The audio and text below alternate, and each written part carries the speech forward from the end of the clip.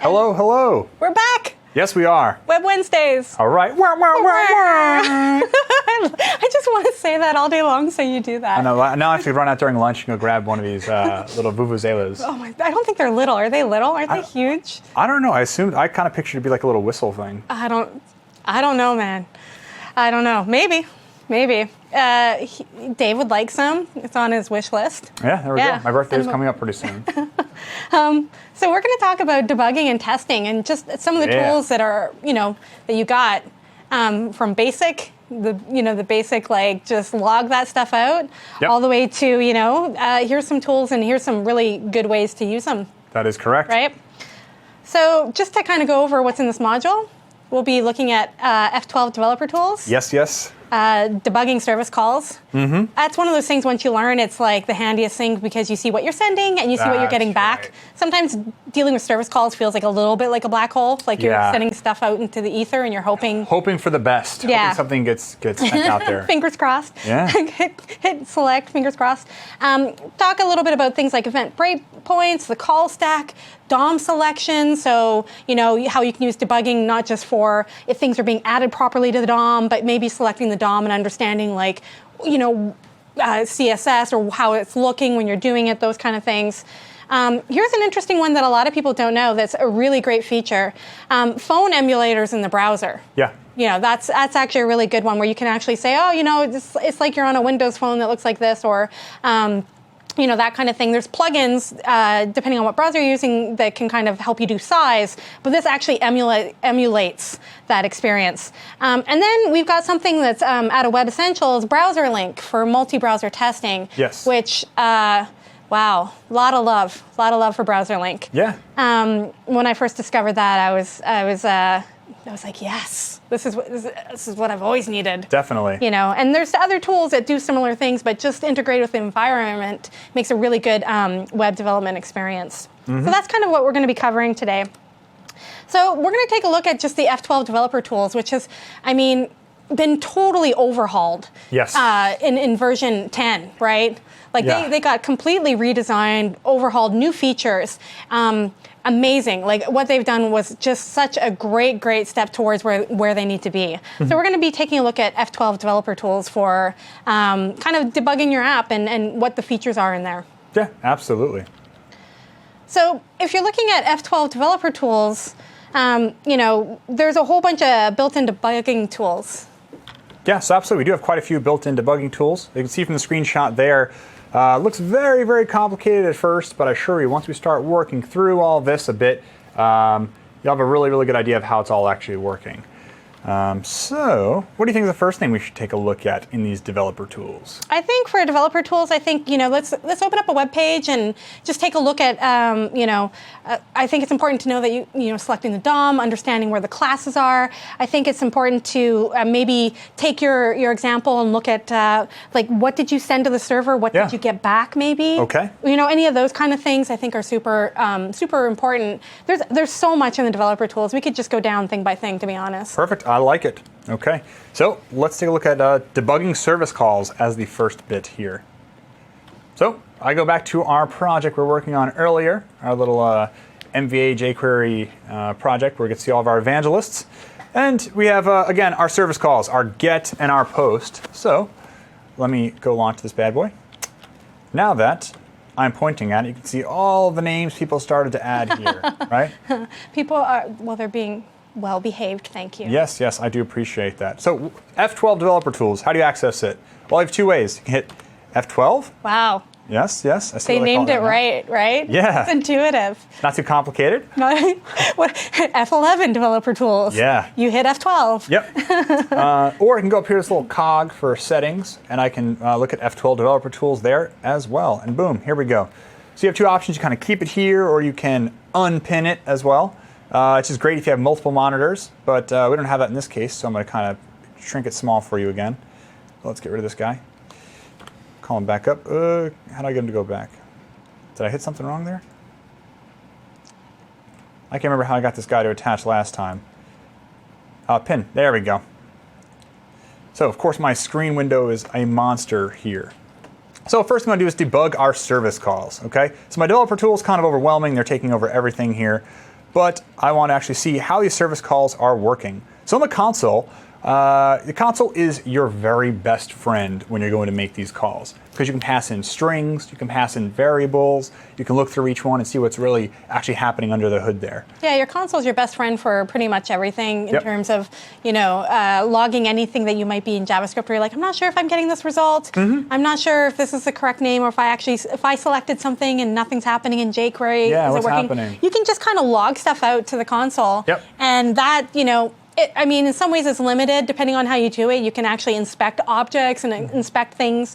But, it's a really good starting point, and just understanding like a good kind of best practice approach to logging, instead of like, this is the object and it traces out 100 times. Oh my goodness. If you're tracing something in a function, maybe put the function name in there, colon, the value you're hoping to find, the value you get, something along those lines that gives you a sense of like, you can manage it, right? Yeah, definitely.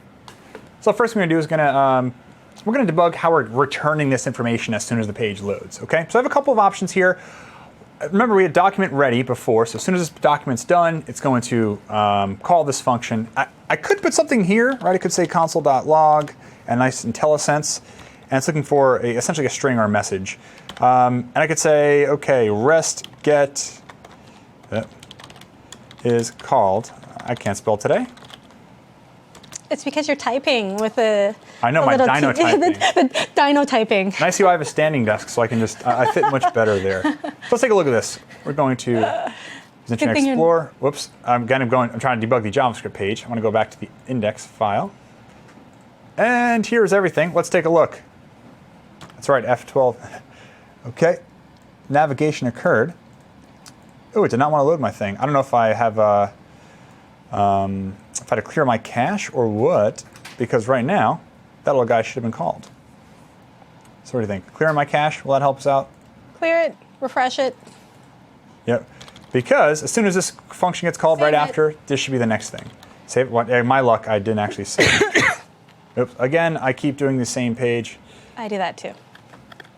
I feel your pain, my friend. F12, and I may have to clear this cache. So let's see if caching is in fact the issue here. So we're going to clear everything, and what caching does is essentially it's saving the information about my browsing session. So it can definitely be a crux to developers from time to time where you're making changes, but your JavaScript isn't propagating through the whole thing. Because the browser is thinking, you know what, I'm going to save you some trouble. I'm going to save you some data. I'm going to keep this all stored here locally. I don't think you need to reload everything every time. So in that case, I'm going to keep this information saved. And what I'm saying is, no, I keep updating this JavaScript. You're not helping me out. Yeah. I'm trying to build this project. Browser's trying to be a good friend. Yeah. So in that case, and here we go. That is exactly what I thought it was. Yeah. This is the number one advice, too, if you're ever dealing with something where you push changes and someone doesn't see them. First thing you always say, unfortunately, sometimes it's to another developer who's like, oh, come on, of course I did that. But usually you didn't, and it's just clear your cache, right? Yep. So we saw an exact issue resolved right here, okay? So it says what the actual request was, file, index.html. So it was calling that, and it said, REST get is called. So that's the exact string that I passed in there before. And you saw I didn't have to stop debugging at any point, right? I just hit debug, they're kind of connected, and now I can keep making changes here. And the thing about the console is going to log out any other kind of problems it sees as well, or any other kind of warnings. Sometimes they're just warnings. Yes. They're not problems. Sometimes it's a good thing, if you feel like you put something in, for example, you might have put in your jQuery at the bottom, and maybe you misspelled something. Yeah. Right? And you're like, why doesn't my page work? If you go into the console, it will say, like, it didn't load it. Right. It'll give you a sense of, like, what's going on. It'll print it out, like, cannot find resource or something along those lines. So, it is your number one friend in terms of just figuring out simple things that might be wrong. Definitely. So let's go down a bit more. So inside this REST get function, I can scroll down and I see this. So on success, I see it says for each object in here, this is what I'm really looking for. Okay, I want to make sure that my data is actually coming back correctly. So right here, let's just do console log, and we'll do data. I'm going to pass in a variable this time. Okay, and now let's see what happens. And data here is not just a string, it's actually an object, right? So it's, we should see something different. Yes. So here we go. We see object, object, object, object, right? So it's just an array of objects essentially, but that's not very helpful just yet, right? Nope. I can see if there's a ton of things in there, but I know nothing about that. That's good to know that you're getting data back. Right, absolutely. Like I have objects, awesome. What can I do with them? Yeah, so let's take a step back. Let's go here, and you know what? Maybe this time I want to see, I want to let people know that string I am adding or returning data plus, actually I want to keep a little space there. So now you can see I can take not only a string and not only that variable or object I'm passing in, but now I can take them both and put it together. So let's see actually what this looks like. I am returning data, okay, the string and the object. Okay, so the reason I want to do that is because you can make your life much, much easier and also to understand these projects. So now we're going to say data is returned is, okay. And now let's take this, let's move this.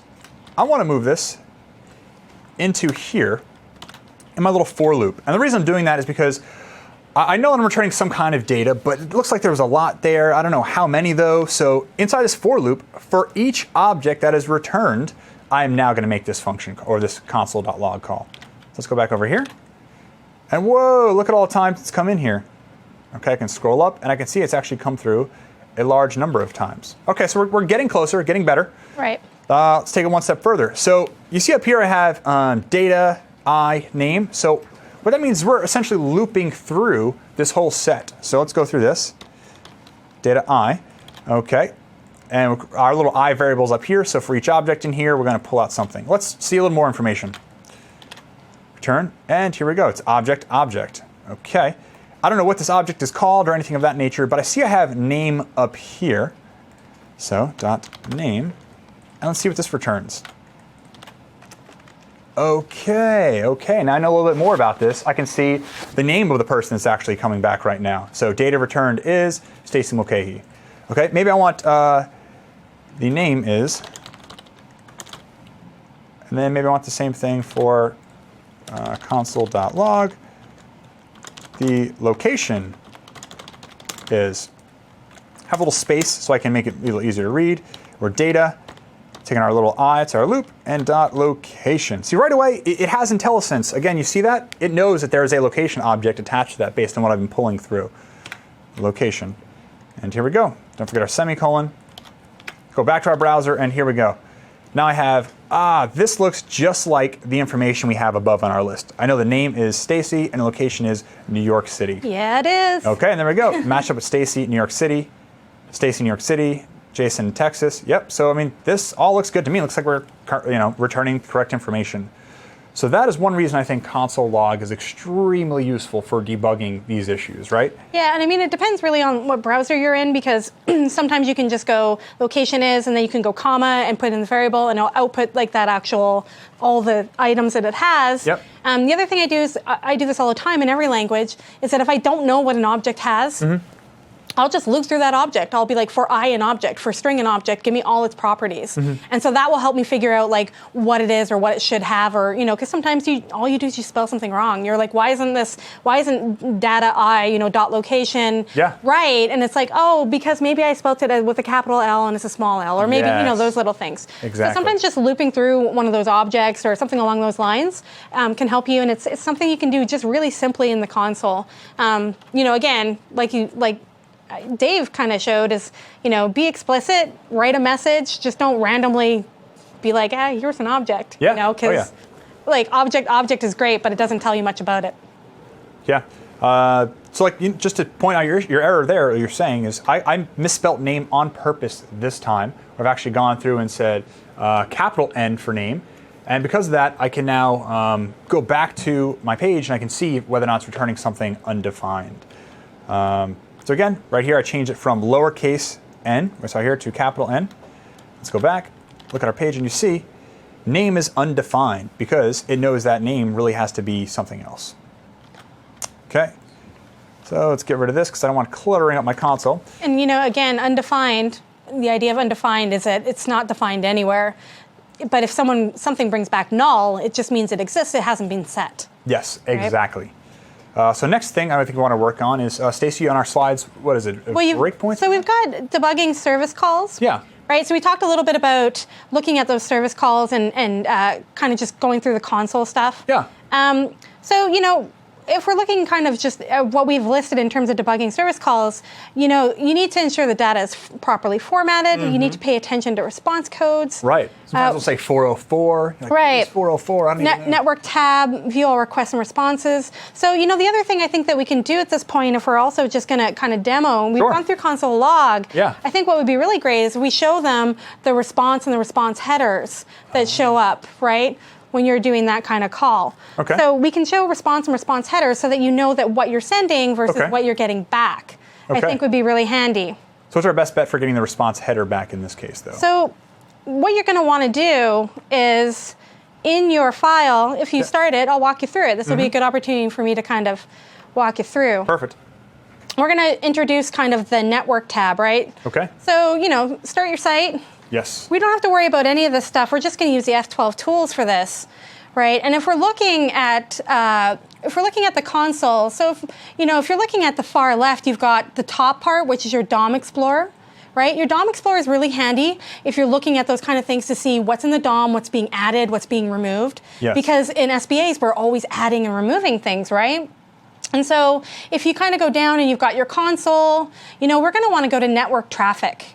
Network traffic is an amazing little tool available in developer tools. It kind of tells you what things are being loaded, what things are being sent, what things are coming back. Right. So it tells you all the network traffic. So if you're doing anything like analytics, yes. you can see that it's actually happening and being fired here. If you're downloading something, you can see that it's being fired here. Okay. So what you want to do is you basically want to hit play on the network and then just refresh your page because it requires a last minute.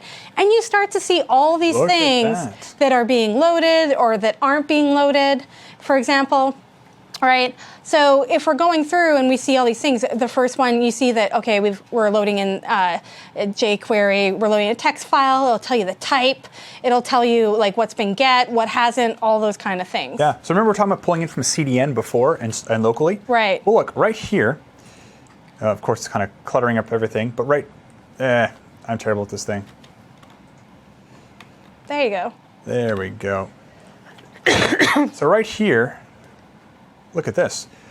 I can see, that we're pulling it from CDN, we're getting jQuery, and it's taking about 31 milliseconds to come back. Right. But also just beneath that, we have this index.js file that we keep working out of, and that's taking less than 1 millisecond to return. Right, so you can kind of see right there, like CDN does require you to go somewhere. Yep. It's going to basically give you what you need and send it back. So can you afford that amount of time? Right. If you can, use a CDN. Yep. A fallback, you can always have a fallback in a CDN. That's right. Hey, try this. If it's not, whatever, use local, right? And in all fairness, though, the size is much different, too. You see we're nearly 40 times the size of what I had there, so that's all fairness, which understandably so because this is that much of a difference there. So continuing. So, you can select, if you go down, you'll see that here's all the things that we're loading in. It will tell you any kind of request you're making. Let's just take a look at what's happening with our service here. Okay. So it's like third or fourth one down. No, evangelist right there. Oh, there we go. Yep. Double click it. Let's see what happens. Oh, beautiful. So you start to get things like, here's the headers that's being sent. Here's the request body. Here's the response headers. Here's the response body. How long it's taken. So for example, see if we can go into response body. Okay, so no data to view. We got to see what's going on with our service at some point. Yeah. But you would see that a whole array coming back with your response body. So, this allows you to kind of not only see what you're setting, go to request headers. Sure. We sent a header with this. Yes, we did. Right? So we should be able to see if there's a header that's being sent. So you might want to scroll down. No, not going down for me at all. Oh, unless the details. Oh, here we go. Oh, that's for each file. Sorry. Yeah, so for request headers, this is where you would start to see all those kind of good things in request body, right? So that's the network tab, and then you can start to see, okay, exactly what's going on. Now, to me, it looks like if we have a problem with our service here, go access control request headers, one more down. Okay. Yeah, and double click that and see if that brings you up anything. Nope, no dice. Doesn't want to give me any more. So there you go. But you start to see that header is being set. So Yep. you'll start to see these things in terms of network traffic. Network traffic's awesome if you want to see what's being called, how often it's being called, what data you're sending, and what data that you're getting back. This could be interesting for actually looking at other sites that you're visiting and seeing how your information is being used, maybe what's being spoken about. Scott Hanselman actually wrote a good blog post on this about a week or two ago, where he started to download a browser extension for Chrome and seemed legitimate and valid, and then all of a sudden he started getting pop-ups across his browser later on, not realizing what the issue was. Took it apart, looked into it, and saw that it was actually sending out network requests for all these different advertising agencies. Just kind of peeking through on some of these things. I mean, often browser extensions may not be the end-all be-all. Yeah, they kind of, I mean, it allows you to kind of sniff traffic. Yeah. I mean, I hate to put it that way, but it's kind of like you're looking under the hood and you're just trying to like find out what's going on. Yeah. But if we want to look at mine, for example, and I'm running your example here, just unmodified. Yep. If we double click here on the request headers, you start to see that there's this request header here that's, let's see if I can zoom this in. This is always going to be awkward. You see this request header and you see those values. So I know that off the bat, I'm making that request properly. I have the Zumo application, I have the headers. So that's great. And I can start to see that, okay, all these things, that here's where it's being referred from, you know, and it helps you debug. Now, if I look at the response headers, I get a response of 200 OK. So I know that it works, and then I can go into the response body, and the response body will tell me what is the body of the content that I'm getting back. And so this allows you to kind of go through and say, okay, I've set this right, here's the response I'm getting back. Is this exactly what I kind of, you know, expected? It shows up as an array. This allows you to debug. So this is a great tool if you are a developer who's working with someone who might have done the back end. Like you might have a back end developer or someone who's just in charge of the REST APIs, and they kind of give you guys have a contract. They say, oh, it's going to have these values and it's going to look like this, and maybe they just did something that changed it. And this allows you to go and ping that request, and your UI might not update appropriately because maybe it was to what you thought it was previously, but you can go through here and you can be like, oh, they just added a property, or they changed the name, or any of those kind of things. So using the network tool in that way, and just looking at your requests and responses, really, really helpful. Again, like I said, if you're going to ever do analytics, this is great because you can start to look at what you're sending. Are you sending the right values? You want to make sure, you know, especially with analytics, you're not sending too many things or sending incorrect stuff. You don't want to bloat everything. So you can start looking at these things. And again, it gives you a bunch of other options. But for me, this is my number one kind of tool if I just want to look at a REST API and make sure that, you know, it's doing its job.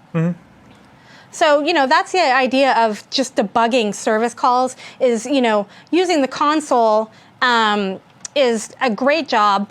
But, you know, you have other things that you need to do. And so those things, you know, console will help you only so far. And sometimes, you know, I mean, in order to even use it, you need to be able to debug stuff. Yeah. So, you know, using the network thing allows you to figure out those, you know, requests ahead of time and allows you how to, you know, adapt and definitely allows us to go just a little bit deeper with everything. Yeah, totally. So I think from your next list that you wanted to hit up, you had event breakpoints in the stack. Yes. Yeah. So those can be a little complicated, I guess, to explain, but you know, we're going to try to break it down as simple as we can over here. So, which is, you know, as a web developer, I think it's really awesome to know and to understand. But I think that a lot of people kind of forget that they can do this. Yeah. You know, you can stop something, right? For example, and I mean, I know I do all the time. I'm just like, it just all went through. Why doesn't it work? And, you know, the ability to do this is really handy. Yeah. So, granted, you're not compiling code like you would on like a native application like C++ or completely C#. Different. Right. Right. But you still have a lot of those tools and features available to you at the same time. Right. So for event breakpoints, you have break when event is raised. So what kind of event do you think that you would be breaking on? Like, well, it might be something how do you use this, for example? Like a button click. Maybe I want to see, like we had drawn before, if I go to click this button, I want it to stop right there and let me know what is going to happen at this point. Or maybe a video starts to play or an ad comes in. Like I want to know what's going on behind the scenes and under the covers so I can really start to have a better comprehension of how this is all being put together at that point. Right. And so in terms of, as we have like on this slide, you've kind of outlined the call stack here. So call stack, you want to kind of go through that a little bit and explain? Sure, yeah. So the call stack allows you to... Tell me like I know nothing about the call stack. Yeah, so the call stack is exactly what it sounds like. The best way I had described to me was, imagine lunch trays in a cafeteria, right? Where people start piling trays on at the end. They're going to wash them. At this point, well, at this point, they have to be empty. That's pretty depressing. Yeah, I know. Well, until people start going through their stack, and then they're getting through them, right? But at first, you're going to take all these new fresh lunch trays. You have to stack them for all the kids going into school. You're going to take one tray, pile another one on top, then another one on top, another one on top. Okay. So what happens though is students don't go to the bottom of the stack to go get those trays, right? They work from the top. Unless you're me. Yeah, well, for the most part. Thinking it's going to be somewhat cleaner on the bottom. She's making a mess. Everything that is good is hidden. Yeah. How do you guys not know this? I know. Yeah, it's got to be cleaner on the bottom, right? You have the moisture like just sitting between the trays. We used to take them in lunch and slide down the snowy hills in the cafeteria right outside of school. Anyway, so we have this nice call stack, and we start building things on top. But then as we start to go through them, or kids go into the cafeteria to go get food, they start taking things. They start taking them from the top of the stack. So we're kind of operating in the same way. And as we step through these functions, or the functionality of our website or single-page app, we're going to have one function, which then calls another function, which then calls another, and things just get piled on top. Well, it's very useful because now I can see my most recently called function that I can set a breakpoint for. So as soon as this thing gets called, like our get response, I can set a breakpoint there and say, stop. Yes. Hammer time. Yeah. Stop. Take a look and listen. So, I know. So 290 is all this whole thing. So I could take a look at this function and say, well, how did I get here? What was the process that got me to this point? So I can then take a look at the next tray and the next tray and the next tray and keep looking through this stack and say, okay, A called B, which got called by C, which got called by D, and now I can start to take them all off the top of the stack and really have an idea of how it all works. So the whole idea of FIFO and LIFO, first in is the last one out, and the last one is the first one out, which... Acronyms, my friend. Acronyms. You get 50 points for that one. That was pretty good. Yeah. So really, in this case, our stack is LIFO, last in, first out. So it's the thing furthest to the top, we're then going to take out first and dissect from there. Right. So do you have a demo on working through the call stack? Yeah, definitely. We should definitely go through this call stack. So back on my screen, we'll take a look at this real quick. So we have our same single-page application we're working on earlier. So the third option down on my F12 developer tools, you see I have this little bug we're kind of squashing out over here. Well, such a good icon. I know. It's very simple. It is very simple. I love it. So, right, it's funny because call stack and breakpoints are actually right next to one. So again, breakpoint just kind of freezes when I get to that function, and a call stack allows me to see everything that got to that point. Gotcha. So right here looks like I only have my index.html page, but I want to see all the other JavaScript pages we had. So right here, very simple. We have browser link, which we'll get into later, but we have our index.js page. So I'm going to click on this, and again, here's our stuff, right? We have our anonymous function, document ready, calling REST get. So I want to see what happens when we actually call this REST get function, though. So I'm going to go over here, and I'm going to set a little breakpoint. So in the left-hand column here, we have this gray space. Well, I have a number associated with each line of code. I can click on that, and boom. It creates a little red breakpoint. That's how I know it's going to stop when it gets to that area. Yes. I can't. Sorry. Every time I hear you say stop, I want to sing the whole song. I'm trying to emphasize. So it's going to stop when it gets this area. And this is useful for a number of ways, because now I can make sure this function is actually even being called at any point. Right. I mean, if I go through and I see it never gets called right there, I can say, wait a minute, I'm doing something wrong. Yeah. So the fact that it's red here tells me that this function is going to be called. It will be read but not filled in if the debugger suddenly detects, whoa, this function will not get called. Maybe it's nested too far, or for some reason it just won't ever get to that point. So we have our little breakpoint here. And you can see on the right-hand side, breakpoints, it has the index.js file where it can be found, along with the actual number it's on. So line number 31. So I can check this on or off. And remember I said before that we can have either a filled in circle or not filled in? Mm-hmm. Well, right now, because I don't have this checked, it's saying, hey, this is not going to get called. So let's take this. I'm going to refresh this page. And here we go. See, we had a little pause. Stop. That's right, stop. We stopped right here, and let's take a look. In our debugger, we have our red dot, but now we have an arrow. And this little arrow is pointing to the exact area in the function where this was called. Over here, over Yeah, here. that's it. It's trying to grab my attention and say, hey, look at me, look at me. Yeah. Whoa, now we have a whole bunch of other information. We have locals, which are really just our variables we're kind of taking a peek at right here. Yep. So this is undefined. I don't know what the context for this function is right now. And it's saying arguments, well, it's taking an object, but not much going on there, so I'm going to take a step out of that. But it's the whole point of having this breakpoint is now I can look through all of these things that are being attached to this object and what it's doing. Let's go up a little more and we see main frame. So this is really our call stack right here. So now that I'm stopped at this point, I can say, okay, library code, which is just something running in the background. I have an anonymous function, which the next thing called was REST GET. Well, before, you saw, we have this anonymous function right up here, right? We have no name associated with it. So this function, this anonymous function, called REST GET. Yeah, I mean, it's awesome because it lists all the numbers for you. Yes. It's like, oh, anonymous function, okay, thanks. But as soon as you click it, you know, it tells you exactly what the line number is. That's right. Send you there. Yep. So again, REST GET, I can see, okay, I'm currently on this. This arrow matches up with that. How did I get here? Well, let's take a look. Double click on that. Oh, here we go. It means that this was then called by this function. Here's the green arrow even to point that out. So again, our goal here is to make it as simple and easy as possible to understand how these work. So with my call stack, here's my breakpoint. I can set more or fewer if I wanted. Once I'm satisfied with where this is, I'll get rid of this breakpoint. I don't need it anymore. I hit play, and boom, here comes the rest of our site. So all of a sudden, whoa, this stopped. I have a red dot here. It's like, whoa, what's going on? This is through browser link though, so we'll kind of ignore this little guy for right now. And you see, up here, we're not going to get into too much detail about this, but I wanted to illustrate like what just happened. You could do a whole morning on this. You know, on just debugging and everything else. Yeah. So we have our pause things up there, and I see the same kind of pause icon right here. And it says for unhandled exceptions. Right. So what I can say is, oh, something happened in the background. It kind of paused or stopped this from happening. Sometimes you can ignore it. Sometimes you don't have to. Maybe sometimes you want to set a function to kind of catch that, to say, whoa, if this happens, you know, let's fall back to that. Mm-hmm. If you're doing something advanced like making cool-looking WebGL graphics, which is another MVA course coming up soon, you could say... That was good. That was well done. I'm looking forward to that one. I like how you just slided that one in. Yeah. So with WebGL, a common issue we run into is not every browser supports it just yet. Yeah. So now we can say, for feature detection, like you mentioned earlier, whoa, if we don't have this, it's going to throw an exception, say, whoa, WebGL is not detected. You have a fallback. Sure. It says, okay, on this exception, do this instead. Yep. So click this.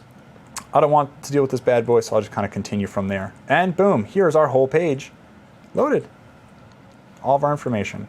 So again, that's call stack and breakpoints. And again, you know, very, very high level, just of like how the debugger, you know, where it is and how to access it. But, you know, start playing around with it a little bit maybe and adding in some breakpoints and stepping through them and like, you know, starting to use the debugger in a way where you start to see, is this variable, you know, has it been populated yet? What is its value? Yeah. And so, what is the context of this? Yeah. Right. So, I mean, it's a good tool to kind of help you step through your code. Mm-hmm. And for me, that was how someone kind of explained it was, you know, because most debuggers have those options where you put a breakpoint and then you can step through the code or step over the code. Step into, it was really, over. Yeah. So for me, it was like, I just remember it being explained, like, we're going to step into this. Yes. And then now we're going to step through it and then step over it. Yeah. And it just made sense. You're just going thing by thing by thing. Yep. And so, you know, if you have a complex problem that's like a really hard problem to solve, like something that's just really buggy, you can't figure out what it is. Yeah. You know, I think we've all had that. I mean, not me, because, you know, I never have those problems. I know.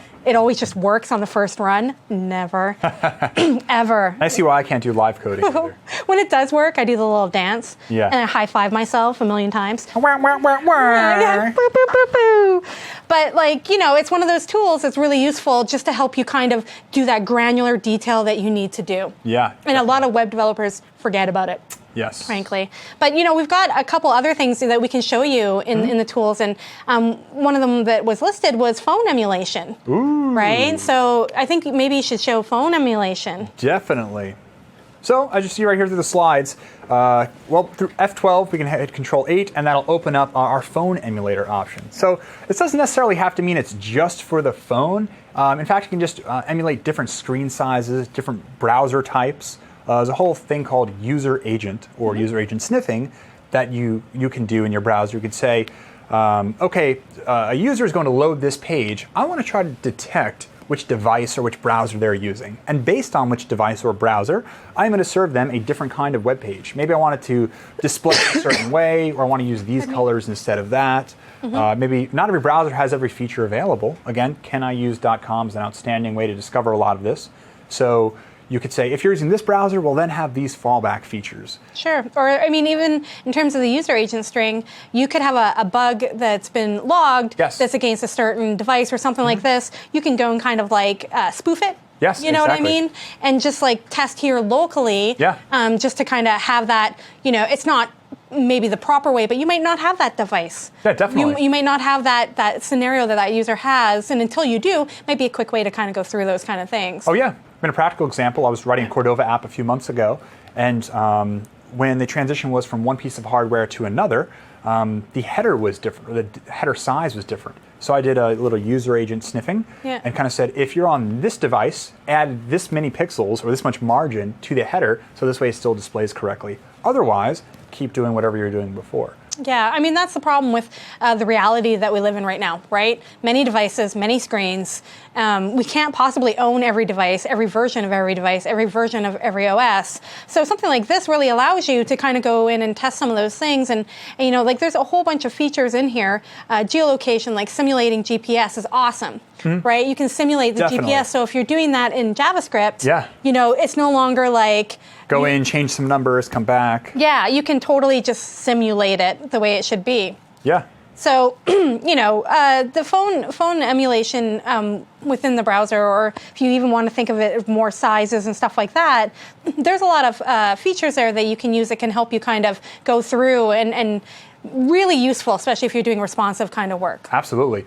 So going back to my page, we can see through F12 Developer Tools, I can scroll all the way down. Again, my monitor is kind of large here, but if I scroll down the left, you see multiple screen sizes right here. And we have emulation, we have document mode, we have browser profile. So I can say, okay, maybe using desktop, maybe I want to see how it looks on Windows Phone or even an enterprise machine. Still, massive, massive enterprise market out there, so you still want to make sure you're able to hit those in many cases. But we've spoken about the user agent string before, UA sniffing. Right here, I can say, or my browser can mimic as though it is many of these devices, right? You can use different versions of IE. Your corporate world, maybe you're in IE 8, 7, or 6. Believe me, one day we'll all go back with our pitchforks and torches and go after that one. But I mean, Xbox 360 and Xbox One both have browsers in there. I mean, many applications use the browser on Xbox One right now. You want to see how your application is going to look on Firefox, right? Kind of reloads the page very quickly. A Bing bot, Apple Safari, an iPad. Let me see if it's going to look different here for me. So here's how it would look on a Windows Phone device. Of course, all the font size is drastically larger. I'm kind of zoomed in a bit. That's because I'm just not going to have that experience on a desktop device. And as you mentioned before, we can do things like change the orientation of this. So how would it look like if I was portrait, up and down, as opposed to landscape, right? Well, now all of a sudden, the name and the location are kind of like squished on different lines together, okay? So once again, doing something like this, if you're doing responsive design, is super handy because you could be, you know, putting in or looking at some very popular orientations, some very popular resolutions, and making sure that you're hitting those kind of like points, right? That's right. That's right. Or maybe have an adaptive or responsive design, like you're saying, and you have starts to shrink. Maybe have a little hamburger up top, so this way you can kind of concatenate all your links in there. Although that hamburger is now a term, everyone understands it. And then finally. Yeah, and so if you look at your resolution, if you have it on IE 10 Windows Phone, you know, you could drop it down to like, you know, something that's more realistic on a phone size, and you can start to see like what it's really going to look like, you know, without having your phone right there. Yep, definitely. And finally, geolocation, so we can simulate the GPS, which the browser now has the ability to. So we can say it's on, and maybe it thinks I don't know where these coordinates are, but I could put myself in the middle of the Bahamas, where I would love to be. The triangle. See you later, Dave. Yeah, exactly. See you later.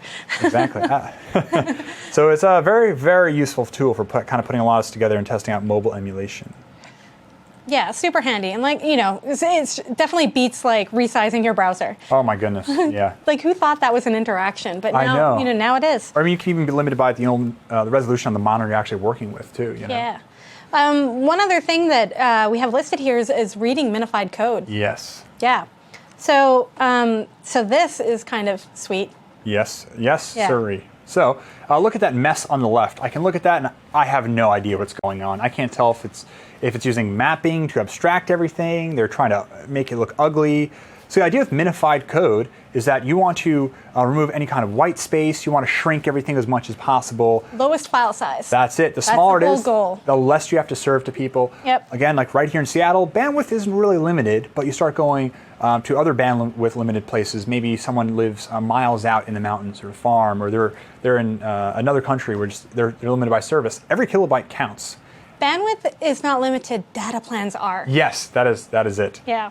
Or perhaps your service isn't fantastic. Well, Yeah. there you go. This is going to help out big time. So for that reason, people often minify code, or they'll do it to kind of hide what they're doing. Maybe they don't want everyone to see what's happening in their JavaScript. Yeah. Make it less readable. Yeah, or maybe you write sloppy code and you just don't want people to see it. So, I need to minify everything. yeah. I mean, I have comments everywhere, so maybe I don't want everyone understanding how my code works. Yeah. But essentially what this will do is you can hit one button and it'll quickly space everything out and give you nice formatting. So I can look, and in just a few moments I have an understanding of what's going on. So you want to demo that? yes, absolutely. Yeah. Love to see that. Yeah. So our index page, very clean. It's formatted very nicely, not a problem. Index.js. We take great pride in the code we write here at Microsoft. Again, all this is open source, so have a blast at it. But as I start to get here towards the browser link code, my goodness, I can't do anything with this. So how do I read this? Well, very simple. This little button right here, pretty print. I hit that and boom. Oh, lovely. Now I can see how much better everything looks, right? I can see the functions in order. Again, this is the best case. Here we go. This is kind of really awesome because when you think about a typical modern web developer kind of workflow, they tend to have minified files and unminified files, Yes. right? So if you're working in a development environment, you're going to use unminified files because you don't really care about some of that stuff at the beginning. Performance may be the biggest thing. Might be at the end, Yeah. right? You might do the fine tuning at the end. So you're going to use unminified so that you can read the stuff quite easy. Yes.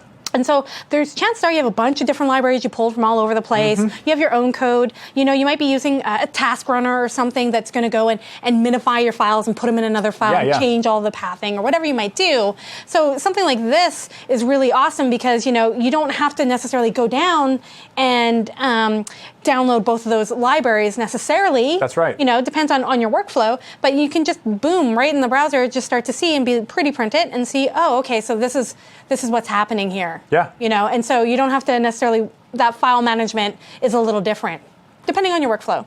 Okay. So what do we have next over here? Phone emulation, reading minified code. Well, in terms of talking, we did list, other applications you can use kind of to debug a little, right? So, your tools in your browser take you so far, and they're good tools to use, but there's definitely some kind of other applications you can use to debug. Definitely. We're not necessarily going to cover them, Right. But, we'll mention definitely that there's applications like, you can use Charles. A lot of people love something like Charles. Okay. Right. Basically, it's a HTTP sniffer, and it's just doing you can go through and do all the stuff that you can normally do. It just works a little bit different. There's a bunch of applications like that. I just listed Charles as one of them. There's like Wireshark. That kind of gives you way more detail. That's like doing packets and all sorts of stuff. Yeah. So, someone who wants to reverse engineer, something, for example, might look at Wireshark. Yeah. It would give you much more detail. So there are other applications that you can use depending on what your need is. Okay. Some of them are more, necessarily more robust, might be for native, might be for other things. But they're, you have options. So, one I commonly use is JSON viewer. So you can use this online in any browser, and you can either pass it an endpoint or URL, or you can actually give it a whole bit of JSON that you have, and it'll really make it look pretty for you, so you can understand how to step through it, all the objects that are in there, how to access them. Yeah. It'll show you how to perhaps you have an array of objects within an object and you want to use a string or numbers inside of that. I mean, that's the problem a lot of times when you're dealing with something like JSON anyways. You go to call a service, you're expecting something back, and then you have to go and figure out like a really good way to look at it. Yeah. So something like that plugin, for example, is awesome because you can definitely go and see and structure. And there's online tools too, where you can take the string and just put it in and it'll like format it for you in a nice way. Don't always, I think when it comes to debugging, don't always assume that what you wrote is bad. Right. Like you need to make sure that there's a lot of moving parts, and in single page applications, a lot of moving parts. Yes. So make sure that every moving part is working on its own. Yep. Don't assume that it's always, don't go and change all your code without checking that service, for example, is not correct, or that you're not loading in a proper jQuery file. Or right. Once you can determine you're pulling back the right kind of information, then it makes your life much, much easier to work with. So I think we just had one other thing that we kind of showed a little bit, and maybe we can just run through and do a very quick demo. But talking about just DOM selection, so maybe, we can go through and kind of show just the idea of like selecting the DOM, understanding how you can, look at the item that you need to look at, what's happening there. Yeah, no, absolutely. I'd love to help out with that. So DOM selection, what this allows us to do is really see how beautiful our page is going to come out looking. So let me, I'm still looking at the emulation, so let me go back to this. What, you don't want to be on a phone? Yeah, you know what, it makes it kind of hard for me to understand what's going on here. So here we go. So now back on our very simple page here. I'm going to scroll up a little bit on my developer tools, and I can see the DOM Explorer. So Document Object Model Explorer. So right here, obviously we have our HTML. That's great. And on the right-hand side, we see styles, computed, layout, events. What is all of this? This is just too much to understand right now, but I'll show you how we can walk through it. So I can do this. I can select element. So if I hit this button, I can then hover, right? This is an on-hover event. We talked about events before. I can see what's going on here or each line. I can click on that. And what does this do? It brings me in the code right here to that actual line item. So I can really start to inspect that and get a good idea of what's going on. So in this case, sure, nothing's shrunk on top of each other. This is very easy to get to regardless, but I just start working with very, very detailed assets. Maybe we're having a way to browse a video on demand catalog, and we have the movies, and we have the different sources to play from, a synopsis, the cast, characters, and we are pulling back 100 movies. All of a sudden, this list becomes thousands of items long. Yeah. So now I can go here, click on one list, and it opens up the whole thing for me. So right here we have styles, inline style. That's the CSS that we're applying to this object. Which we have done. Yeah, you mentioned earlier we have no CSS applied. Nope. We want to keep this as simple as possible. But I can go over here, computed, nothing again. Layout, I can see the kind of how large this is, right? 1,289 pixels wide and 18.4 tall. I can see if I have any padding, border, margin, anything like that applied. So the select tool, this is, and we're not going to walk through too much of it, but it's basically, it gives you a really good idea of, especially if you're debugging CSS, it's your best friend, because it'll help you figure out what styles are happening, like what's the actual size, all those kind of things. Yep. And then the other thing with this tool that's important is that a lot of times when you're building single-page apps, you're modifying the DOM, you're adding elements, you're removing elements. You want to make sure that they're formatted properly, that the HTML is valid, all those kind of things, that they're being added where they should be being added, so you can actually go and inspect that DOM with that tool and make sure that everything that you're doing is correct. Absolutely. Even here, I'm just doing just the opposite. First, I can click on this, and I can see all the objects here, or I can go back, and I can actually click on my code, and I can click on some of this code, and it'll actually hover over everything here. But you can see down on the bottom, I have where it's all extending from. So this paragraph is coming from, HTML, body, form. You can see I'm kind of hovering over different things here. There we go, the evangelist object. So essentially the gist of that. And finally, a color picker. So I can see all the colors that are being applied to this. Again, black for just about everything. And there's white. Well, I think, just in terms of, we also have some other tools in Web Essentials with Browser Link, and that's something that I'll probably end up showing when we are working in Angular a little bit, not to throw everything into one thing. But, in terms of wrapping up in resources, what would you recommend for someone who's like, I don't know what to do when I'm debugging. Like, where do I start? Yeah.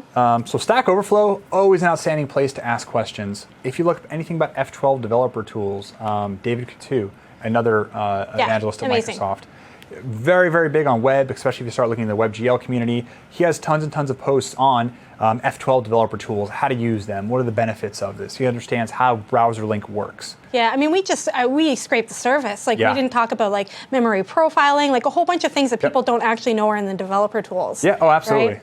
So, I mean, and the other thing is just get friendly with your developer tools, whatever browser that you're in, and then, you know, get used to like how to go about and step by step go through your application. And I think my other best advice in terms of just wrapping it up is just making sure that you separate the concerns and test that, make sure that works, then make sure that works together. Yeah. You know, but yeah, for resources, I think the blog posts you mentioned were great. Yeah, yep, good place to learn. Well, I think that's it for this module. We're gonna take a meal break. So we'll probably see you back in about an hour. Yep. And then we're going to start in on frameworks, and we're going to talk about Angular. That's the fun stuff. Yeah. You've all been waiting for. I'm actually kind of excited. Yeah. Weird, isn't it? So hopefully we'll see you guys back in an hour. If you have any questions, again, feel free to ask them in the chat, and we'll try to get to them before the next session. Thank you. Web Wednesdays. Woo, woo, woo.